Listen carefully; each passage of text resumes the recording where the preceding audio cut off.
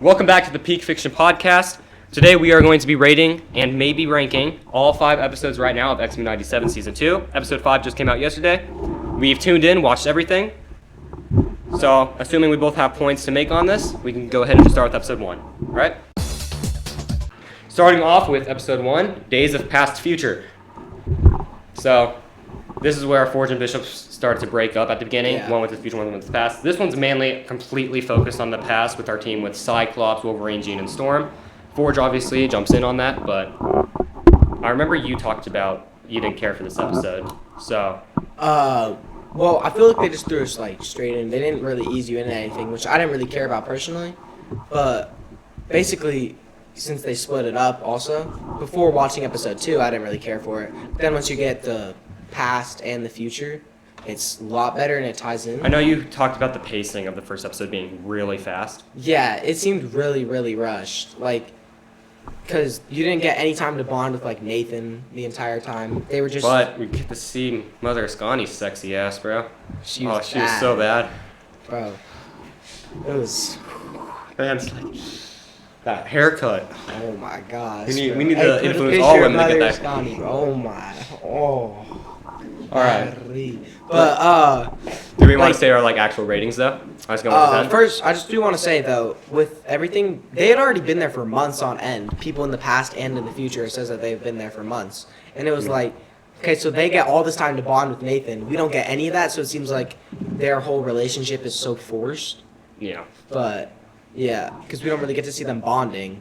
But it was still It a also good feels like episode. that's kind of needed because Nathan talked about even in the first season, just the way he interacts with his parents once he's older, it's it just feels like Yeah. he never really had a connection to begin with. Yeah. So It does. That was actually, it was a pretty good episode, I'd say, to start it off. yeah, I think the animation with Storm when she was absorbing from the galaxy and stuff was pretty cool. Yeah, that I feel like was also rushed. They didn't give her any time to prepare. She just got rushed straight. Some in. characters so far in the season definitely have been getting more spotlight than others. Storm hasn't Yeah. really gotten that, but I think we're gonna get time for that. Yeah. Do we want to say our ratings on 3? Yep. All right. Gotta think on this one. I got mine. I've been rating everything lately the same number, but I'm gonna go ahead and do it anyway. 3, 2, 1, 7.5. Okay. Yeah, I got 7.2. Yeah, it's not the best episode, definitely. I don't think I think I would take the episode 1 of season 1 over it, Yeah. but it's still cool. I think the style they went for the futuristic was for the futuristic vibe was really cool. The Horsemen's though for Apocalypse, we really brought in 4 Horsemen just to get their ass whipped in 3 seconds. Yeah. We had no connection with them, so it was we didn't even really care at all. Yeah, that entire episode just felt like they were just gonna try and give us some cool stuff with the future, just for us just to take them right back to the present very quickly. I feel like it kind of reminded me of even episode 1 of season 1 because. Everything, they were trying to introduce you again, reintroduce you, and just rush everything. Except it worked so much better for season 1 because we hadn't gotten them since 1997. Now with this, we've already had them for a while, and yeah, it's like they're trying to reintroduce things to just give you a bunch of action in one episode. When I feel like they should now spread it out a little more. I think it's weird that Mother Ascani said the reason why she split them up was for some of the group to fight Apocalypse in the past and some to fight in the future. Yeah. Only then for Mother Ascani to say, I want you guys to train Cable to fight Apocalypse, and I don't want you guys to get near Apocalypse yet. Keep Cable away from that. Then once Cable and all of them and Cyclops get kidnapped, and then Cable's on his way there, they have to intervene with that. It's weird that she brought them to the past to train Cable. Did she think they were going to stay there for years on years? Yeah, I don't really know about that, but like you were saying with how they got kidnapped and everything, that was one other thing I didn't care for because. The fact that Cyclops and Jean decided to take Cable away and stuff. No, the fact that when they were escaping, how he was struggling so much with breaking out, and then he gets one pep talk and suddenly he can just escape. Yeah, no, it's that felt like a. I feel like that's always so rushed and everything. It's like one pep talk It felt like isn't gonna make it you. felt like corny Disney kind of Yeah. stuff. Yeah, I didn't really care for that. I do think so far out of the 5 episodes, this is my least favorite, but it's still good. It's still 7.5. Animation's great. The characters are cool. Wolverine and actually just the entire opening of the episode when Forge walks in and they're fighting and stuff. Yeah. Those robots, that was pretty cool. Also, Wolverine's new suit too, and that was. The entire style of it's really good. It's nice to see everyone Yeah. back, but the overall I think what has to make this rating go down is the fact that it felt hugely rushed. Yeah. Because at least with the past, they give us 2 whole episodes for that. So Yeah. Do we want to go on to episode 2? Yep. All right. A force to be reckoned with. This one is the entire X-Force. This is where Cable recruits Sunspot and Jubilee. They get Archangel and Psylocke, and then they go after War, get with Emma Frost, run into X-Factor. It's a pretty good episode. I actually really enjoyed this episode. Same, but It gave us a whole special intro and stuff. That was really cool. yeah, but one thing is like we still haven't continued from this storyline. Like we've gotten 5 episodes from this, and yet now everyone's back in the future. The Yet present. Present. It hasn't led anywhere. Like they're all now in the same timeline, and it still hasn't led anywhere. Yeah, I mean, we haven't got anywhere when it comes to the actual fight against Apocalypse, but with at least Jubilee and the X-Force group, they didn't know. They all think the X-Men is dead. These first couple episodes were mostly just trying to get everyone back to the present, because that's where we left off with. So Yeah. the future group and the past group, now that they're back, this is where these next couple episodes, because now that Wolverine got his claws back in episode 5, this is where we're probably going to see them working out a plan or some sort of way to start fighting Apocalypse. And especially after what happened with Charles Xavier and Magneto with Apocalypse, we're going to see some cooking up. Yeah, we I gotta don't think they're focus on holding that back. once we get to that episode. Yeah. So for this episode, for we this want to give episode- our ratings. Yeah. Alright. 3, 2, 2, 1, 9 out of 10. 8.1. I'll be giving it a 9. I think that so far, both season 1 and season 2, like if I had to compare this to the episode 2 of last season, I really like episode 2 of last season with Magneto's speech and the entire Yeah. storyline and stuff. But this episode's also really good. Angel's my favorite original X-Men member. Yeah. I love his storyline of turning into Archangel and stuff. So seeing him back was cool. Psylocke has some crazy animation stuff, especially Yeah. towards the beginning when going after War. They cooked up some animation there.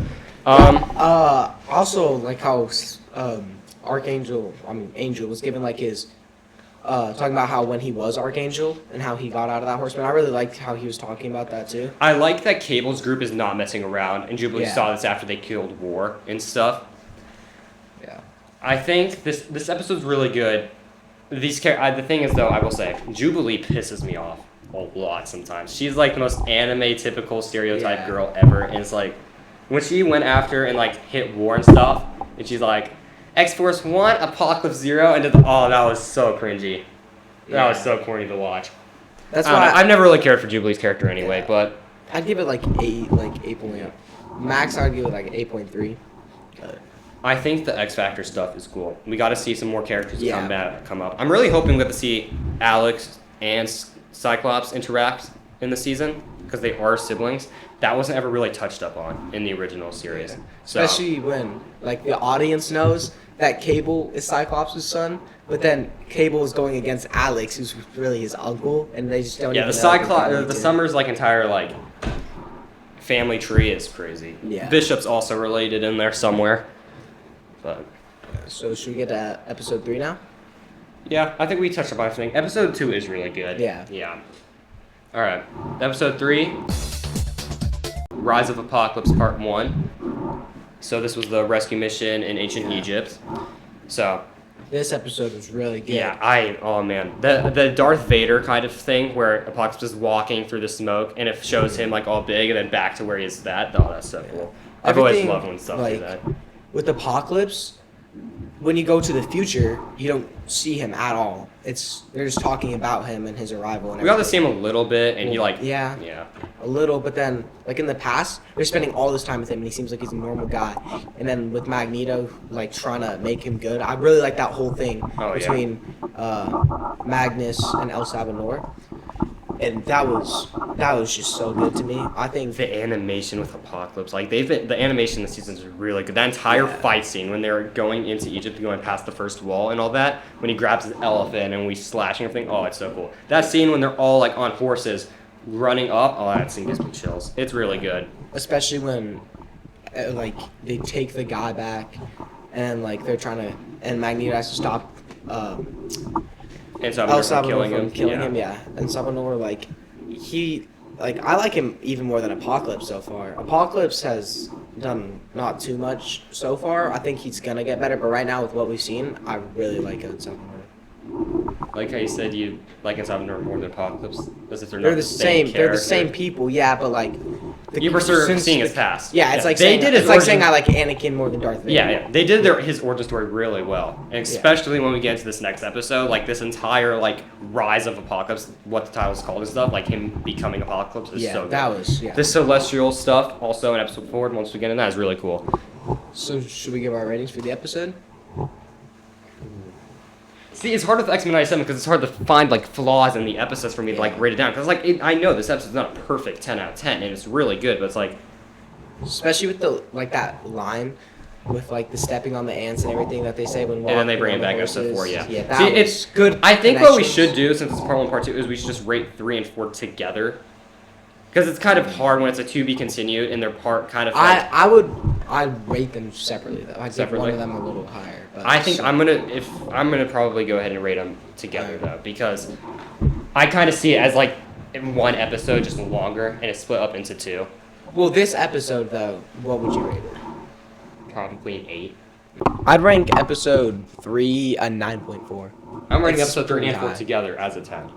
As a 10 together. It's a part 1, part 2. It feels I don't know how But I to can you, do separate you that. give it the first one an 8? Yeah, I mean, some characters were underused, especially when we were just now getting into the past. The fact that we didn't get much of Rogue, Nightcrawler, and like Beast and stuff, just I don't know. I feel like it's because it took more What's really wisdom. sucks is I wish we got a little bit more time in both the future and the past. It's so Yeah. interesting. I wish we got more. Do But you want you to know, get to that part 2 now? yeah, So- I'm rating part 1 and part 2 as a whole as a 10 out of 10. I'd give together, 9.910. Like it's Yeah. really good. But episode 4 alone, I'd give like a 9.7. Yeah, it's really Dude, good. that ending with Magneto and That Apocalypse was insane. so good. Yeah.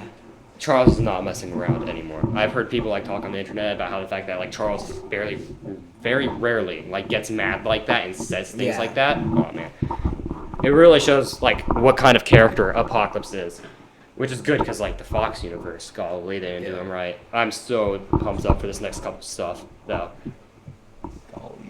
Okay. What? So, yeah, that last thing that you were saying, when he kills him, like especially when Magneto was going to sacrifice himself, and like he was fine just doing that, but then for him to survive, like Charles also was fine with it, him sacrificing himself, but then just for him to die in front of him now, it made it so much worse. Like he was already processing losing him, but then he got like hope back just for it to get taken away and have him murdered in front of him. That was insane, especially the helmet Yeah, falling. Magneto's like my favorite X-Men too. So it's Yeah. real. So that was like really sad seeing him go And Apocalypse sparing his life, like instead because of he thought stop- Charles was like quote unquote weak. Yeah, like also like such good line delivery in that last fight. Oh yeah. Like saying, Matter of fact, just the entire fight at the end, like Magneto, like holding the black hole together and stuff and getting Yeah. rid of it. Oh, that was. especially It with looked the, so good. like Apocalypse had some of the greatest line delivery, like saying the bringing back the stepping on ants, or saying like I would make a horseman out of you if it were Yeah, no, for lack his- of spine. Yeah. That the I voice swear to- acting for Apocalypse is also Yeah. really good. especially with those three, because you get Magneto, Charles, and Apocalypse, them together with their dialogue, with all their wisdom, and genuinely like it just makes the fight so much better. Yeah. Yeah. I think the celestial stuff is also really cool. Yeah. Especially since like I feel like that's a pretty big part of Marvel that we never really focused on. I mean, we got that in Eternals. Not a lot of people really watched that. That movie underperformed. Also, not very loved at all. Yeah. But I think Eternals is actually pretty good. Same. Do we want to move on to episode 5 though? Yep. All right.